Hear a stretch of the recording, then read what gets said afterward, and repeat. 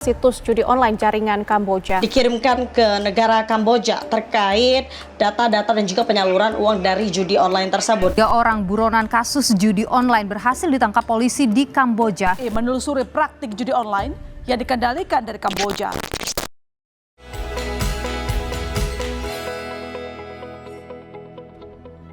Hai semua, ketemu lagi sama aku Luna. Selamat datang di channel Ngomongin Uang. Kita mungkin udah gak asing lagi atau bahkan udah jenuh banget ya dengar kata judi online. Tapi faktanya dalam waktu 3-4 tahun terakhir, judi online ini udah jadi wabah yang sangat mematikan bagi masyarakat Indonesia. Berdasarkan data terbaru, gak kurang dari 900 miliar rupiah uang masyarakat kita yang hilang akibat praktek judi online ini, yang udah jadi candu bagi seenggaknya 8,8 juta masyarakat Indonesia.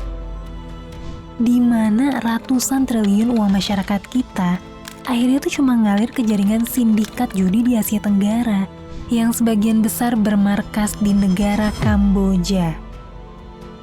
Yap, sindikat judi di negara Kamboja ini benar-benar kebanjiran uang banyak banget dari Indonesia. Bayangin aja, setiap harinya ada ratusan miliar rupiah uang masyarakat kita yang lari ke sindikat-sindikat ini, yang mana mayoritas korbannya adalah masyarakat kelas menengah bawah, bahkan termasuk remaja di bawah umur. Demografi Indonesia yang luas dengan jumlah penduduk yang banyak, ini tuh ibarat jadi mesin ATM yang terus diperas habis-habisan sama para sindikat ini. Dan ironisnya tren ini belum berhasil diredam, karena masyarakat kita dengan bodoh, polos, dan gak ada kapok-kapoknya terus jadi donatur tetap bagi para bos-bos sindikat judi yang bersarang di Kamboja. Bahkan belakangan ada laporan dari imigrasi yang bilang kalau ada ratusan ribu WNI yang direkrut kerja di Kamboja buat kerja jadi admin customer service dan juga dealer judi slot, khusus buat nargetin masyarakat Indonesia. Sampai-sampai nih, belakangan banyak bermunculan rumah makan dan toko dengan nama Indonesia di Kamboja buat memfasilitasi kehidupan para admin judi online yang direkrut di sana.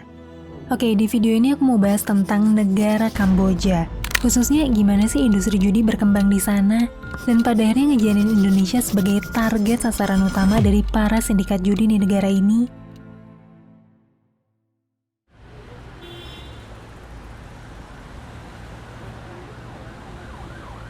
Kalau kita ngomongin tentang negara Kamboja, bisa dibilang ini adalah negara yang cukup ketinggalan perkembangannya di Asia Tenggara.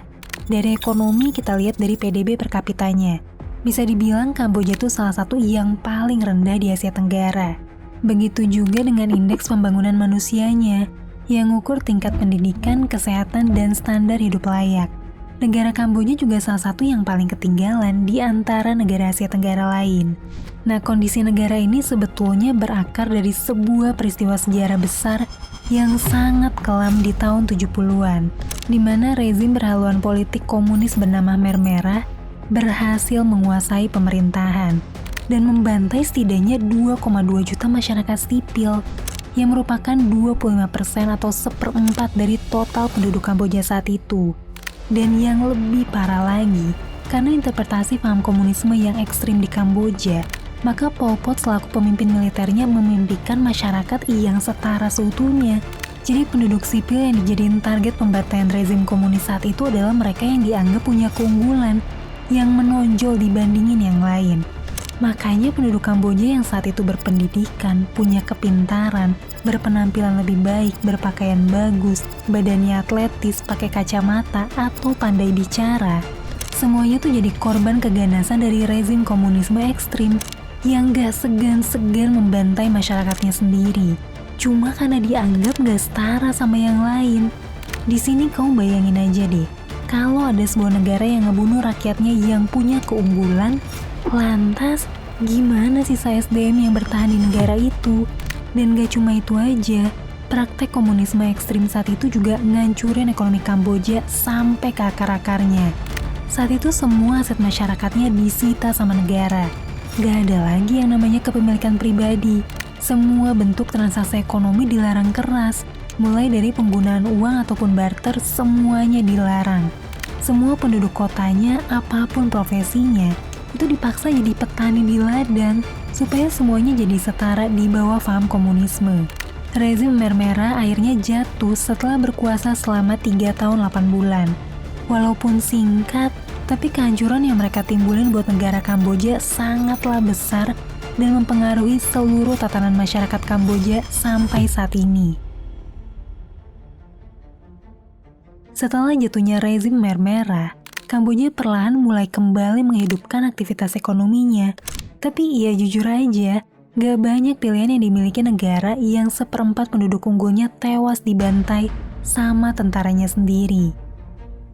Akhirnya dengan segala keterbatasan, ekonomi Kamboja bisa berjalan dengan manfaatin buruh tenaga murah, lahan pertaniannya yang cukup subur, dan tentu aja ngejual negaranya ke para investor di Cina sebagai satu-satunya negara sahabatnya buat dijadiin markas dan pusat dari industri judi di Asia Tenggara.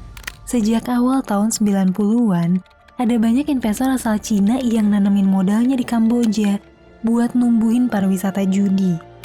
Alasannya, karena aktivitas judi itu sendiri dilarang keras di Cina daratan, sementara industri ini ngebutuhin tempat suaka yang aman, ramah pajak, dan juga pemerintahan yang korup, yang pejabatnya tuh gampang buat disuap. Maka tempat ideal yang ada saat itu adalah Kamboja.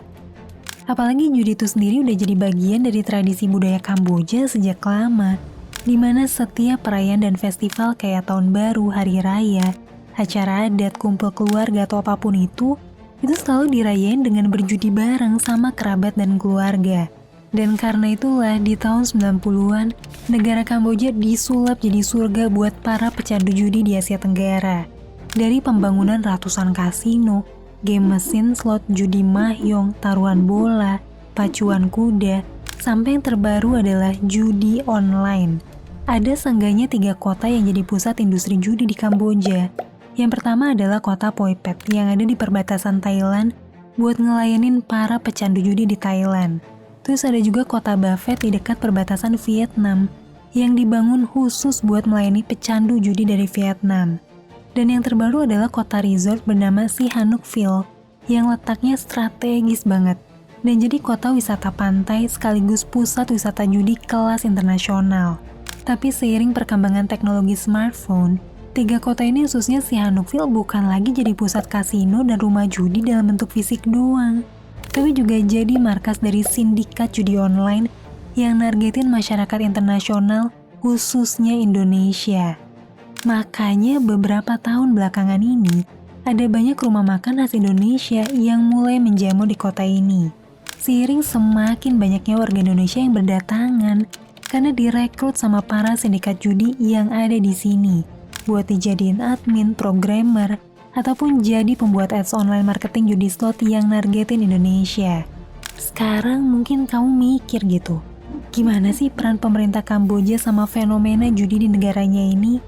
Apa pemerintahnya emang ngebolehin judi di negaranya? Sebetulnya kalau kita ngelihat undang-undang di negara Kamboja, aktivitas judi itu adalah perbuatan ilegal, khususnya buat masyarakat Kamboja. Tapi ini diperbolehin buat warga negara asing yang datang sebagai wisatawan. Dan bisnis judi juga dibolehin selama nargetin warga negara asing. Tapi pada prakteknya, iya sebetulnya aktivitas judi itu udah jadi bagian dari budaya dan tradisi di Kamboja. Jadi penegakan hukum terkait dengan judi di Kamboja ini gak pernah terlalu diseriusin sama penegak hukum. Bahkan warga lokal juga masih dibolehin judi lotre atau mesin slot yang resmi difasilitasin sama pemerintah. Tapi sebetulnya di tahun 2020, negara Kamboja tuh secara tegas ngelarang praktek judi online di negaranya. Hal ini diumumin langsung sama Perdana Menteri Hun Sen di Agustus 2019. Alasannya karena industri judi online kerap nimbulin banyak kejahatan serius lain di Kamboja, kayak penculikan, penyekapan, dan juga kerja paksa yang nargetin warga negara Indonesia dan Filipina. Hal ini sempat bikin beberapa markas judi online di Kamboja ditutup selama pandemi.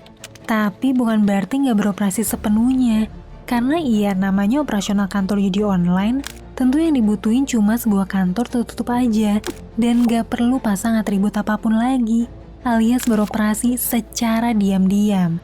Karena faktanya sepanjang 3 tahun terakhir, ada ratusan ribu masyarakat Indonesia yang berbondong-bondong datang ke Kamboja buat kerja diam-diam sebagai operator judi online. Dan ironisnya, perekrutan warga Indonesia ini sangat terang benderang. Kita bisa lihat di banyak grup-grup Facebook yang bisa diakses sama siapapun.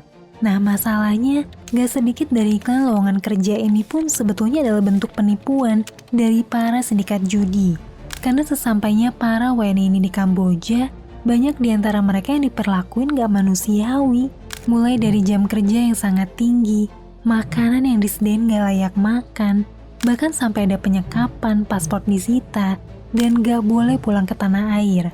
Ada juga yang keluarganya diperas buat bisa nebus anaknya supaya bisa pulang ke Indonesia.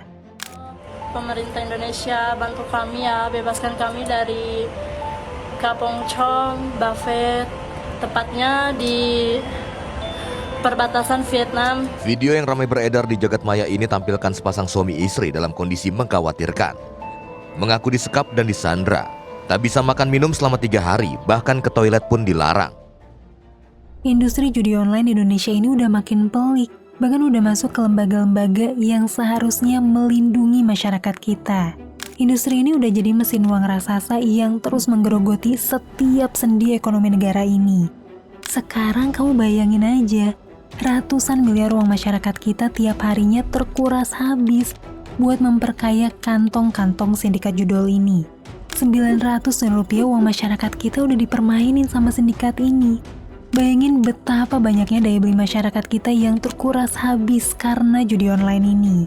Berapa besar perputaran ekonomi negara kita yang terhambat, usaha-usaha yang sepi, rumah tangga yang hancur, tali silaturahmi keluarga yang terputus, dan orang-orang yang jatuh bangkrut karena efek candu dan gangguan psikologis yang diakibatin permainan judi online ini. Sampai video ini dibikin, Menko Polkam nyatain data jumlah pemain judi online di Indonesia tembus 8,8 juta orang. Bayangin jumlah pemain judo di Indonesia itu udah mencapai setengah dari jumlah penduduk negara Kamboja itu sendiri yang hanya 17 juta jiwa. Mau sampai kapan ini terus berlanjut? Apa negara kita harus krisis hebat dulu baru orang tersadarkan? Kamu sendiri pernah punya pengalaman saudara atau teman yang terjebak dalam permainan judi slot online ini? Ceritain ya di kolom komentar. Oke, sampai sini dulu pembahasan kita kali ini. Semoga video ini bisa makin membuka mata kita tentang betapa bahayanya aktivitas ini. Sampai ketemu lagi di video selanjutnya. Tetap di channel Ngomongin Uang, karena ngomongin uang gak ada habisnya.